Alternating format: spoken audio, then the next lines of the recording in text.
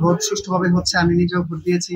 এটা অবশ্যই সকলের জন্য, সকলের উৎফুল্লতা দেখে মনে হয়েছে যে আমরা আসলে খুব ভালোভাবে একটি সুষ্ঠু এবং অবাধ নির্বাচন পেতে যাচ্ছি।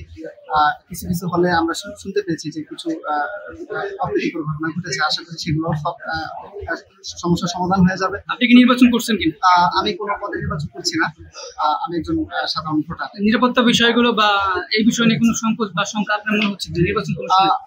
কিছু কিছু ক্ষেত্রে আমাদের নির্বাচন কমিশন হচ্ছে তাদের অব্যবস্থাপনার পরিচয় দিয়েছেন, কিন্তু সবকিছু মিলিয়ে আমাদের মনে হচ্ছে যে সেটার আসলে অনেক কারণ থাকতে পারে, বাট সবকিছু মিলিয়ে আমার মনে হচ্ছে যে ঠিক আছে। নির্বাচন অনেক ভালো যাচ্ছে, সুস্থ সাবলীল ভাবে যাচ্ছে, শৃঙ্খলাবদ্ধ ভাবে যাচ্ছে। একটা বিশ্ববিদ্যালয়ের নির্বাচন এভাবেই যাওয়া উচিত।